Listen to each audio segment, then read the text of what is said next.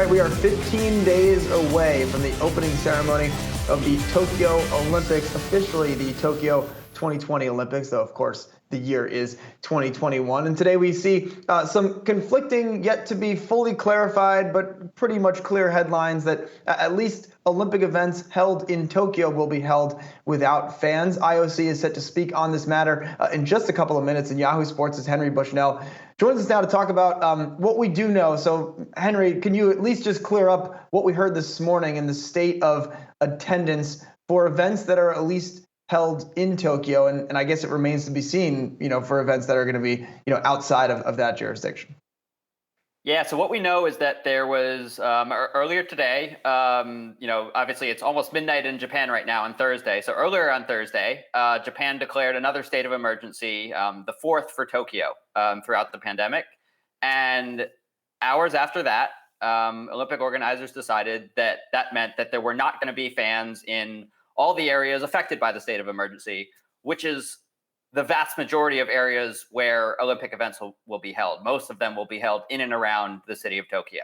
So that's what we know right now. There are some, soccer and softball and baseball games that will be held elsewhere around the country. It sounds like there's still an outside chance that those might have fans if there's no state of emergency declared for those areas. But as you said, organizers are set to speak on this any moment at almost midnight over there in Japan.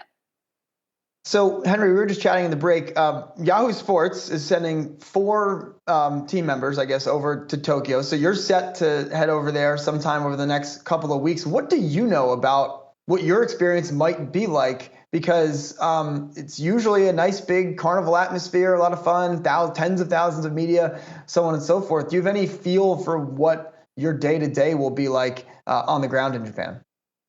It is going to be anything but a carnival this time around. It's going to be extremely restrictive in terms of what we can do, where we can go. Obviously, there's no foreign fans at all. There won't be people out and about in the streets kind of celebrating the games. And we as media, just like a lot of other people who are involved in the games, we can basically only go from our hotel to the main press center to the various venues where games are happening. We can't take public transportation. We can't even go for a walk out in the street. It's all very structured and restricted to try to make sure that the Olympics don't turn into a super spreader event. And, Henry, I mean, obviously every Olympics ends up being about the events, but also kind of sideshows around that. But just as a sports writer covering what we are, we look forward to as an event every 4 years where we focus on these sports that don't have professional leagues. They don't have a day-to-day presence in the sports media.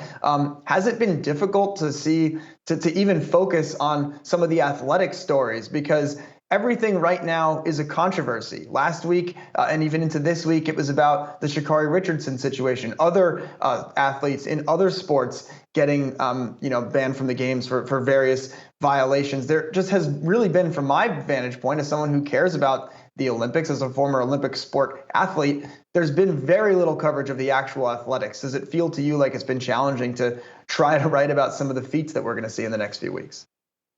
Yeah, and there are always controversies around the Olympics, but I think what's different this time is that oftentimes the controversies are similar to what we saw with Sha'Carri Richardson. The controversies are about the sports, whereas this time it really has been the entire lead up to the Olympics, not just the previous weeks, but the previous months and really over the previous year.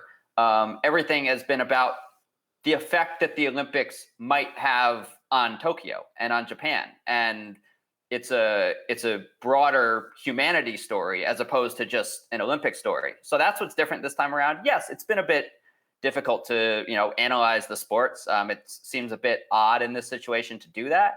That said, I think when the games are going to happen and a lot of people are going to watch on TV like they always do, and I think then once the games start, the focus will actually be on the sports. But yeah, right now it is a bit tough. All right, Henry Bushnell with Yahoo Sports. Henry, I know we'll talk to you in the coming weeks as you guys head over to Tokyo for your full team coverage of the games. Thanks for jumping on.